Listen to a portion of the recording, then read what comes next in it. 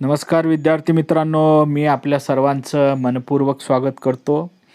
आपण वस्तुनिष्ठ प्रश्न प्रकारामधील आज शेवटचा प्रश्न प्रकार म्हणजे विधान आणि तर्क प्रश्न हा पाहणार आहोत. तर यामध्ये विधान देण्यात आलेलं असतं आणि दुसरं एक तर्कविधान देण्यात आलेलं असतं. दोघांमध्ये काय सत्य आहे काय असत्य याचा पडताळा करायचा आणि खाली 4 पर्याय जे देण्यात आलेले आहेत त्यापैकी अचूक उत्तर कुठलं आहे हे आपल्याला शोधून काढायचं आहे. थोडं काळजीपूर्वक वाचन केलं आणि थोडं विचार केलं की या प्रश्नाचं उत्तर सहजासहजी देता येऊ शकतं. तर आपण सुरू करूया. बघा, प्रश्न पहिला. विधान अ, सूक्ष्म अर्थशास्त्र विभाजन पद्धतीचा उपयोग करते. हे विधान सत्य आहे. तर्कविधान ब बघा, विभाजन पद्धत म्हणजे एका घटकाचा अभ्यास नसून संपूर्ण अर्थव्यवस्थेचा अभ्यास होय. तर हे विधान असत्य आहे. बघा, विभाजन पद्धत म्हणजे एका घटकाचा अभ्यास असतो. म्हणजे सूक्ष्म अर्थशास्त्रामध्ये अर्थव्यवस्थेतील लहान लहान घटकांचं विभाजन करून त्यांचं स्वतंत्र आणि तपशीलवार अशा स्वरूपामध्ये अभ्यास केला जातो. विभाजन पद्धतीचा त्या ठिकाणी उपयोग केला जातो. संपूर्ण अर्थव्यवस्थेचा काही विचार केला जात नाही आणि म्हणून याचा विचार करता तर्कविधान ब हे असत्य आहे. पर्याय बघा, विधान अ सत्य आहे पण तर्कविधान ब असत्य आहे. ब, विधान अ असत्य आहे पण तर्कविधान ब सत्य आहे. क, दोन्ही विधाने सत्य असून विधान ब हे विधान अ चे योग्य स्पष्टीकरण आहे. आणि ड, दोन्ही विधाने सत्य असून विधान ब हे विधान अ चे योग्य स्पष्टीकरण नाही.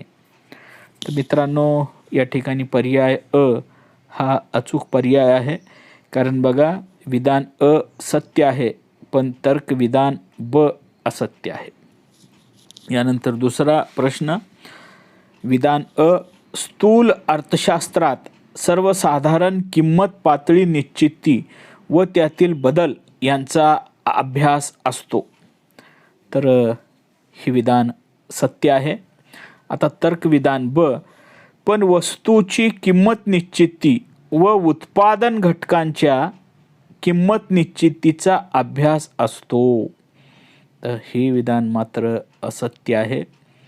कारण वस्तू, सेवांच्या आणि त्याचबरोबर उत्पादन घटकांच्या किंमत निश्चितीचा अभ्यास हा सूक्ष्मलक्ष्य अर्थशास्त्रामध्ये केला जातो, तो स्थूल अर्थशास्त्रामध्ये केला जात नाही. त्यामुळं ब तर्कविधान हे असत्य आहे. आता पर्याय आपण बघूया. बघा, विधान अ सत्य आहे पण तर्कविधान ब असत्य आहे.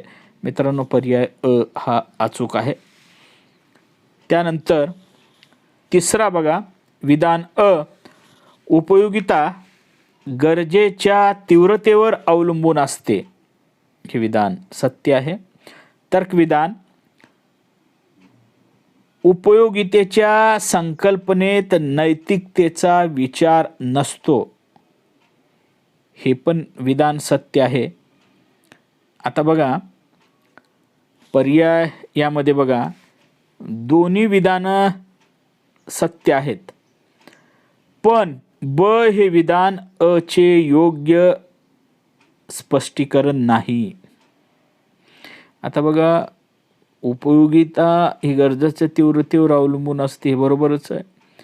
पण गरजेच्या तीव्रतेच्या आणि उपयोगितेच्या म्हणजे नैतिकतेच्या संकल्पनाचा काही अर्थार्थी हा संबंध नसतो.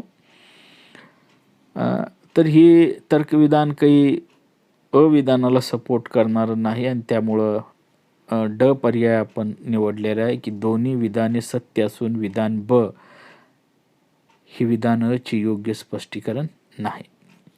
यानंतर चौथं, विधान अ, सीमांत उपयोगितेचे म्हणजे सीमांत उपयोगितेचा वक्र वर जाणारा असतो.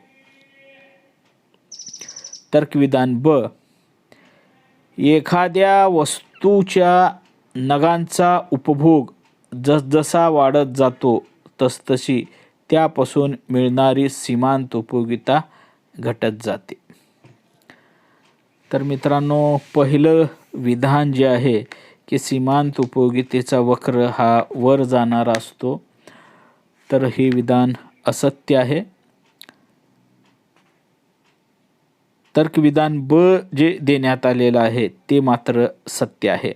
आणि त्यामुळं या ठिकाणी विधान अ असत्य आहे पण तर्कविधान ब सत्य आहे हा पर्याय दुसरा हा या ठिकाणी अचूक उत्तर आहे.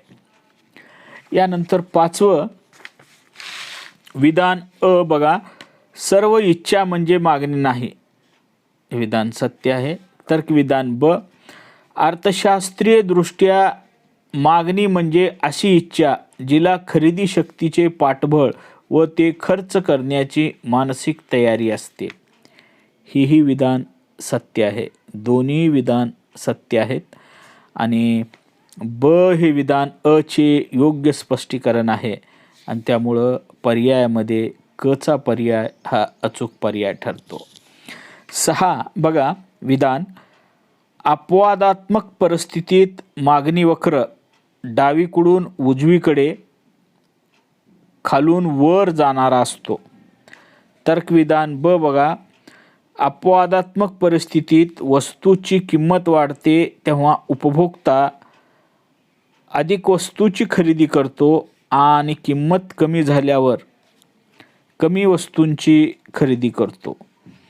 तर ही दोन्ही विधानं सत्य आहेत आणि दोन्ही विधानं सत्य असून ब हे विधान अ चं योग्य स्पष्टीकरण करतं. त्यामुळं पर्यायामधला क पर्याय हा अचूक ठरतो. यानंतर 7वा विधान अ, एकक लवचिक मागणीचा वक्र हा आयताकृती परिवलयाचा असतो. तर्कविधान ब, किमतीतील शेकडा बदलाच्या प्रमाणापेक्षा जेव्हा मागणीतील बदलाचे प्रमाण जास्त असते तेव्हा त्यास एकक लवचिक मागणी असं म्हणतात. तर या दोन्ही विधानाचा आपण विचार करूया. पहिलं विधान हे सत्य आहे आणि दुसरं विधान मात्र हे असत्य आहे.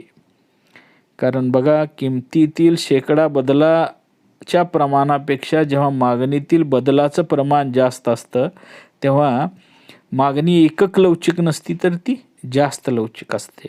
त्यामुळं दुसरं विधान हे असत्य आहे. म्हणून पर्यायामध्ये विधान असत्य आहे पण तर्कविधान ब असत्य आहे हा अपर्याय हा अचूक ठरतो. यानंतर 8वं बघा, विधान एकूण खर्च पद्धतीमध्ये आपण मागणी वक्रावरील एखाद्या बिंदूची लवचिकता मोजू शकतो. तर हे विधान असत्य आहे. कारण एकूण खर्च पद्धतीमध्ये मागणी वक्राचा प्रश्न नसतो. तर भूमिती पद्धतीमध्ये मागणी वक्रावरील एखाद्या बिंदूची लवचिकता आपण मोजू शकतो, मात्र एकूण खर्च पद्धतीमध्ये मोजू शकत नाही. त्यामुळं हे विधान असत्य आहे. आता तर्कविधान ब बघूया. एकूण खर्च म्हणजे किंमत व मागणी यांचा गुणाकार होय. हे विधान सत्य आहे. म्हणजे पहिलं विधान असत्य आहे आणि दुसरं विधान सत्य आहे. तर विधान व पर्यायामध्ये बघा, विधान असत्य आहे पण तर्कविधान ब असत्य आहे. तर हा पर्याय त्या ठिकाणी चुकीचा ठरतो. दुसरा पर्याय बघा, विधान असत्य आहे पण तर्कविधान ब सत्य आहे. तर दुसरा पर्याय या ठिकाणी अचूक ठरतो. कारण विधान असत्य आहे पण तर्कविधान ब सत्य आहे. हे या ठिकाणी करेक्ट उत्तर आहे. 9 विधान साठ्याशिवाय पुरवठा असू शकत नाही. हे विधान सत्य आहे. तर्कविधान बघा, साठा पुरवठ्याचे स्रोत आहे. हे तर्कविधान सुद्धा सत्य आहे. आणि म्हणून पर्यायामध्ये बघा, दोन्ही विधाने सत्य असून ब हे विधान अ चे योग्य स्पष्टीकरण आहे, त्यामुळं क पर्याय हा अगदी अचूक आहे. 10वं बघा, विधान श्रमाचा पुरवठा वक्र हा खाली उतरणारा असतो. हे विधान असत्य आहे. श्रमाचा पुरवठा वक्र खाली उतरणारा नसतो, तर तो मागे वळणारा असतो. म्हणजे पहिलं विधान असत्य आहे. तर्कविधान बघा, एका विशिष्ट पातळीनंतर वेतन दर वाढल्यास श्रमाचा पुरवठा कमी होतो. हे विधान सत्य आहे. आणि त्यामुळं पर्यायामध्ये बघा, विधान असत्य आहे पण तर्कविधान ब सत्य आहे, हा पर्याय अचूक ठरतो. 11वं, मक्तेदार हा किंमत करता असतो. हे विधान सत्य आहे. आता तर्कविधान ब बघा, मक्तेदार हा स्वतःच्या मालाची किंमत निश्चित करतो, त्यामुळे त्याचे संपूर्ण बाजार पुरवठ्यावर नियंत्रण असते. मित्रांनो, हे विधान असत्य आहे. बघा, मक्तेदार हा किंमत करता का असतो, तर मक्तेदाराचं पुरवठ्यावर पूर्ण नियंत्रण असतं आणि त्यामुळं तो त्याच्या मालाची हवी ती किंमत घेऊ शकतो. आणि त्यामुळं या ठिकाणी विधान कसं असलं पाहिजे होतं की मक्तेदाराचं संपूर्ण पुरवठ्यावर नियंत्रण असतं, त्यामुळं तो त्याच्या मालाची किंमत निश्चित करतो, असं विधान असलं असतं तर ते तर्कसंगत ठरलं असतं. परंतु या ठिकाणी काय दिलेलं आहे, मक्तेदार हा स्वतःच्या मालाची किंमत निश्चित करतो, त्यामुळे त्याचे संपूर्ण बाजार पुरवठ्यावर नियंत्रण असते. हे असत्य आहे. त्यामुळं पर्यायामध्ये विधान सत्य आहे पण तर्कविधान ब असत्य आहे, हा पर्याय या ठिकाणी अचूक ठरेल. यानंतर 12वं विधान, वस्तुभेद हे मक्तेदारयुक्त स्पर्धेचे महत्त्वाचे वैशिष्ट्य आहे. बरोबर आहे, हे विधान सत्य आहे. तर्कविधान ब बघा, मक्तेदारयुक्त स्पर्धेत वस्तूंना जवळचे पर्याय उपलब्ध नसतात. हे विधान असत्य आहे, कारण मक्तेदारयुक्त स्पर्धेत वस्तूंना जवळचे पर्याय उपलब्ध असतात. आणि त्यामुळे बघा, पर्यायामध्ये विधान सत्य आहे पण तर्कविधान ब असत्य आहे, त्यामुळं पर्याय हा अचूक ठरतो. 13 नंबरचं बघा, विधान निर्देशांक हे सांख्यिकीय साधन आहे. हे विधान सत्य आहे. तर्कविधान ब, निर्देशांक हा मूलतः किंमत पातळीमधील बदल मोजण्यासाठी विकसित केला होता. हेही विधान बरोबर आहे. आणि त्यामुळं पर्यायामध्ये बघा, दोन्ही विधाने सत्य असून विधान ब हे विधान चे योग्य स्पष्टीकरण आहे, हा पर्याय क हा या ठिकाणी अचूक ठरतो. मित्रांनो, आपण काही सगळे पर्याय वाचत या ठिकाणी बसलो नाही, तर जे करेक्ट उत्तर आहे त्याच्या संदर्भामध्येच आपण या ठिकाणी विचार करत आहोत. बघा, तुम्ही स्क्रीनवरती प्रश्न आल्यानंतर त्याचं योग्य वाचन करून घ्यायचं आणि त्या संदर्भामध्ये विचार करून अचूक उत्तर आहे का त्याचा पडताळा करायचा आहे.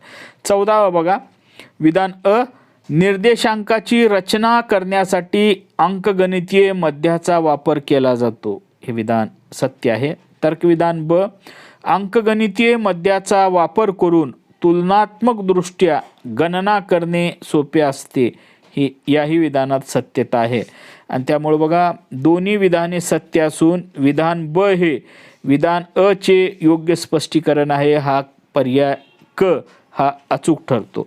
15वं बघा, विधान राष्ट्रीय उत्पन्नात फक्त अंतिम वस्तू आणि उत्पादित सेवांचे मूल्य विचारात घेतले जाते. हे विधान सत्य आहे. तर्कविधान ब बघा, राष्ट्रीय उत्पन्न नेहमी पैशात व्यक्त केले जाते. हेही विधान या ठिकाणी बरोबर आहे. मित्रांनो, आता या दोन विधानाचा आपण थोडे विचार करूया. बघा की राष्ट्रीय उत्पन्नामध्ये दुहेरी मापन टाळण्यासाठी हे केवळ अंतिम वस्तू आणि सेवांच्या मूल्य विचारात घेतलं जातं. अर्धसिद्ध किंवा मध्यम वस्तूचा या ठिकाणी विचार केला जात नाही, यामध्ये तथ्य आहे. राष्ट्रीय उत्पन्न नेहमी पैशात व्यक्त केले जाते, पैशात व्यक्त केले जातं, परंतु त्या ठिकाणी पहिल्या विधानाचा दुसऱ्या विधानाशी हा काही संबंध नाही आणि त्यामुळं या ठिकाणी पर्याय ड जे देण्यात आलेले आहे, दोन्ही विधाने सत्य असून विधान ब हे विधान अ चे योग्य स्पष्टीकरण नाही, तर पर्याय ड हा या ठिकाणी अचूक ठरतो. 16 नंबरचा प्रश्न, विधान अ हस्तांतरित देण्याचा राष्ट्रीय उत्पन्नामध्ये समावेश करावा. तर हे विधान असत्य आहे. हस्तांतरित जे देणी असतात त्यांचा समावेश हा राष्ट्रीय उत्पन्नामध्ये केला जात नाही. आता तर्कविधान ब बघा, निवृत्तीवेतन, बेकारी भत्ता इत्यादी सारखी हस्तांतरित देणी हा सरकारी खर्चाचा एक भाग आहे. या विधानामध्ये सत्यता आहे. म्हणून पर्याय बघा ब, विधान अ असत्य आहे पण तर्कविधान ब सत्य आहे, हा पर्याय या ठिकाणी अचूक ठरतो. यानंतर बघा 17वा प्रश्न, विधान अ सरकारने केलेला खर्च म्हणजे सार्वजनिक खर्च होय, सत्यता आहे या विधानात. तर्कविधान ब, सार्वजनिक खर्चामध्ये नागरिकांचे संरक्षण, त्यांच्या सामूहिक गरजांची पूर्ती, सामाजिक कल्याणासाठी केलेला खर्च इत्यादींचा समावेश होतो. तर दोन्हीही विधानामध्ये सत्यता आहे आणि त्यामुळं पर्याय क, दोन्ही विधाने सत्य असून विधान ब हे विधान अ चे योग्य स्पष्टीकरण आहे. क पर्याय हा या ठिकाणी अचूक ठरतो. 18वा विधान अ बघा, कर्ज उभारणे ही सरकारची सर्वसाधारण कृती आहे, या विधानात सत्यता आहे. तर्कविधान ब बघा, सरकारी खर्च सर्वसाधारणपणे सरकारी महसुलापेक्षा जास्त असतो, या विधानामध्ये सुद्धा सत्यता आहे आणि त्यामुळं पर्याय क, दोन्ही विधाने सत्य असून विधान ब हे विधान अ चे योग्य स्पष्टीकरण आहे. 19 क्रमांकाचा प्रश्न, विधान अ बघा, पत नियंत्रण करणे हे व्यापारी बँकेचे महत्त्वपूर्ण कार्य आहे, हे विधान असत्य आहे. कारण पत नियंत्रण करणे हे मध्यवर्ती बँकेचं काम आहे, व्यापारी बँकेचं कार्य नाही, त्यामुळे ते असत्य ठरतं. तर्कविधान ब बघा, व्यापारी बँका ठेवी निर्माण करतात, ठेवीतून कर्ज देतात, या विधानामध्ये सत्यता आहे. म्हणजे पहिलं विधान असत्य आणि दुसरं विधान सत्य आहे, त्यामुळं ब पर्याय विधान अ असत्य आहे पण तर्कविधान ब सत्य आहे, पर्याय ब हा अचूक ठरतो. 20वा बघा, विधान अ वायदे बाजार हा नाणे बाजाराचा महत्त्वाचा घटक आहे, हे असत्य विधान आहे.